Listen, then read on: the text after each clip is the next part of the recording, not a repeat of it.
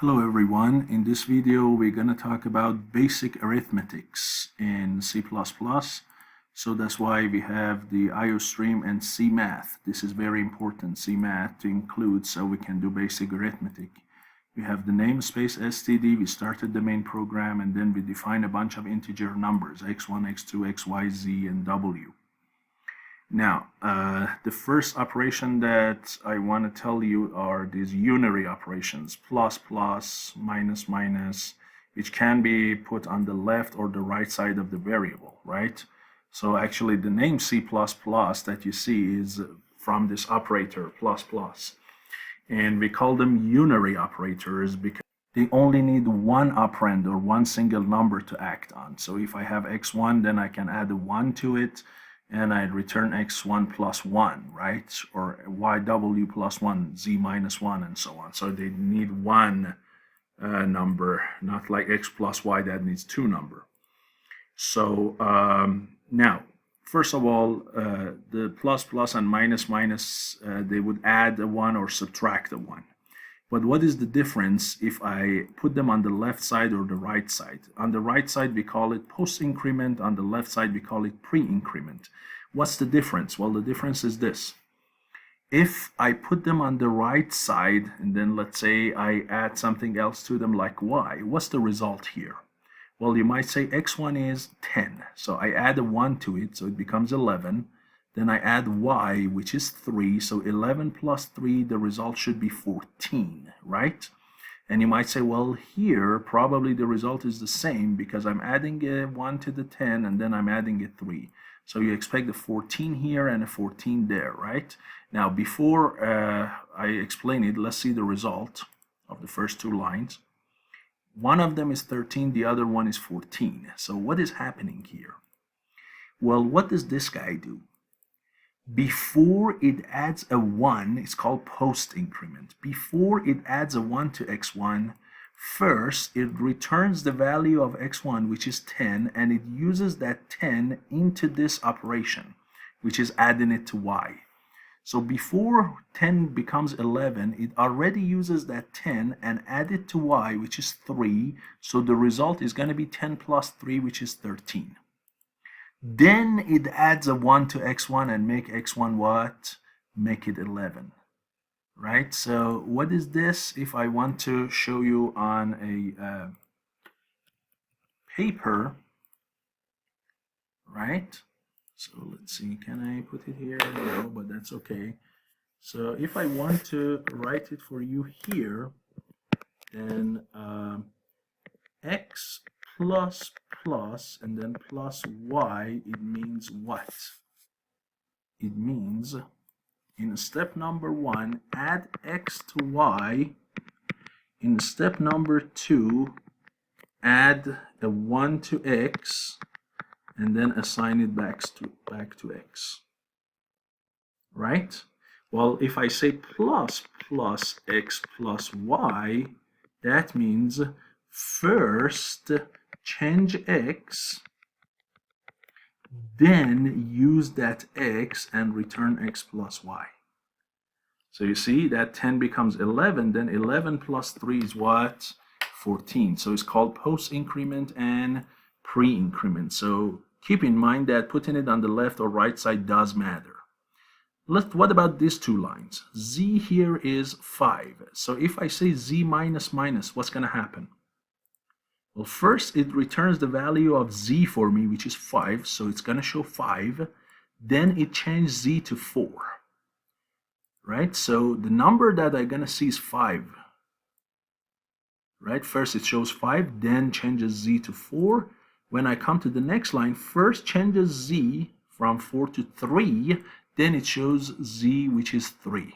So when I do this, in the first line, I should expect the 5. In the second line, I should expect the 3. And this is exactly what's happening here. Look.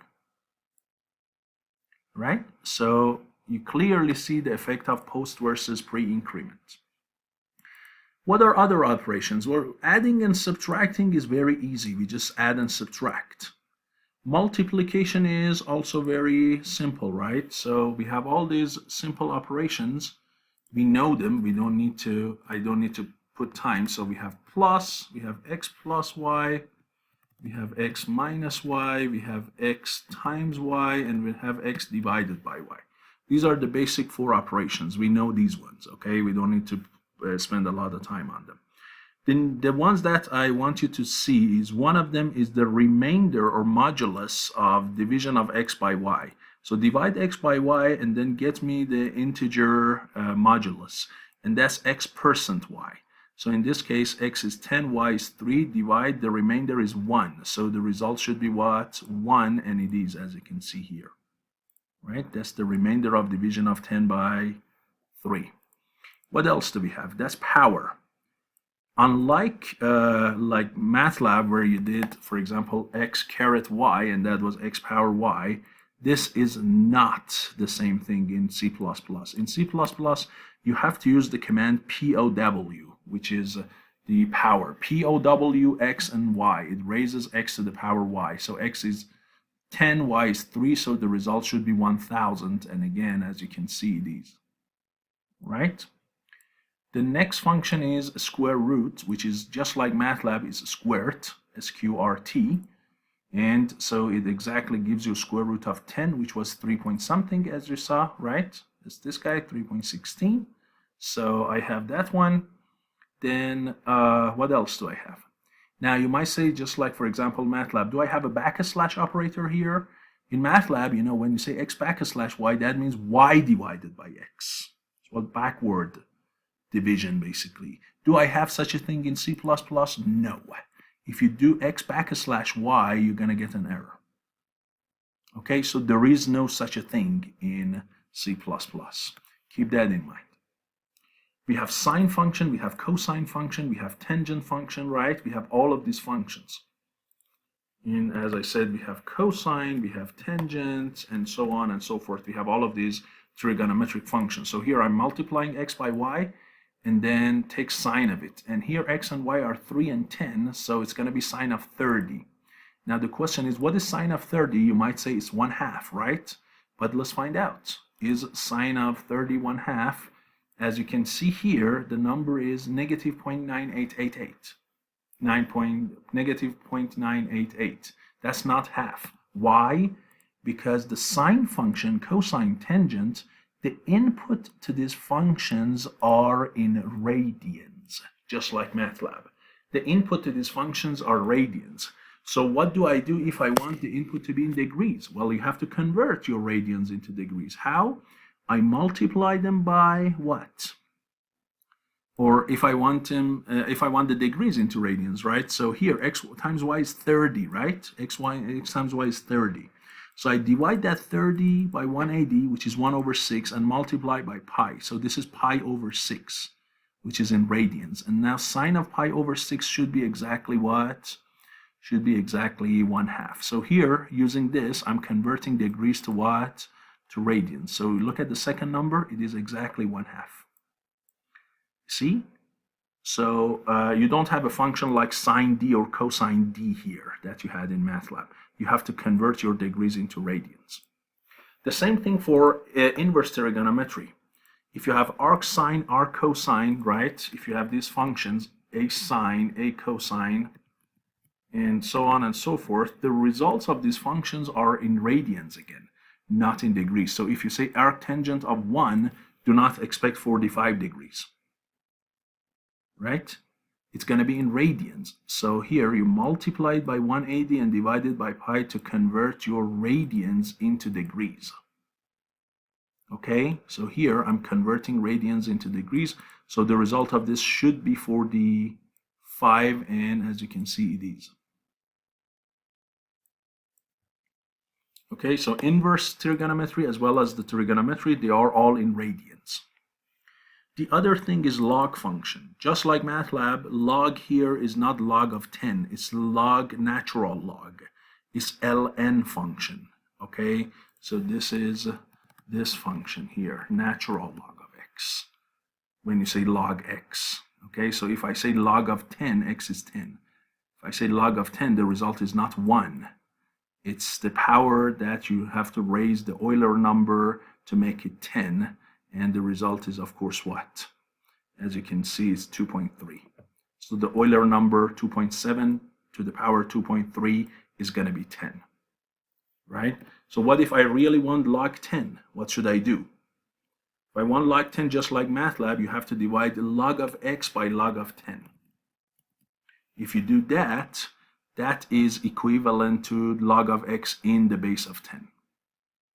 Okay, log of x divided by log of 10. So now this number should be what? Should be 1, and you see these. Look here, right? So keep in mind that log is that, and I say it, log 10 of x equals log of x divided by log of 10. And if you want any other base, for example, you want log to the base of 2, then you divide log of x by what? By log of 2. Or if you want log to the base of y of x in general, then it's log of x divided by log of y, based on the formula from math. If you want to perform rounding, flooring, and silling, you have the same functions here. Round basically will round it. Floor will always give you the smaller integer. Silling will give you what? The bigger integer. So here I'm dividing x by y, where the number is 10 over 3, which is 3.1, right? 3.3, I'm sorry. So 3.3, if you round it, the result is 3. If you floor it, is 3. If you silling it, is 4. So I should expect 3, 3, and 4. But if I go and run it, see what you get. Look. 3, 3, and 3. What happened? I expected a 4 here. I got a 3. Do you know what happened? That's the interesting part. X and y are both integer. When it divides them, it automatically converts the result into an integer. So before it even applies the silling command, it converts that 3.3 into a what? Into a 3, and then silling of 3 is of course 3, and floor of 3 is 3, right? And round of 3 is 3. Okay, so that's what you have to pay attention. This x divided by y here is not really going to be basically 3.3. Let me show you that here.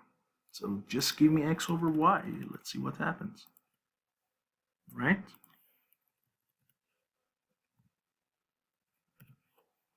So it's right after the log. Look. This is the log. Look, that's the number. You see, it's 3. It's not 3 point something.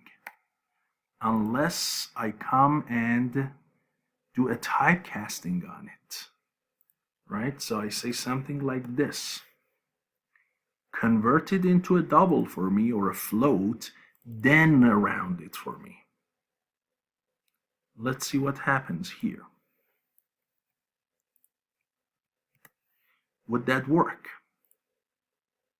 Well, not just like that, right? Remember, what we needed was parentheses. We needed to do typecasting. So I need something like this.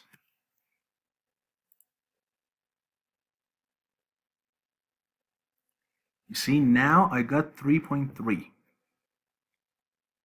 So now at least my x divided by y is doing fine. Now, of course, round of 3.3 is 3, right? Floor of 3.3 is 3, but silling of that should give me a 4. Let's see if we get that.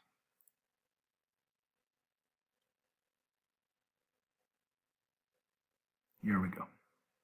You see? The floor is 4.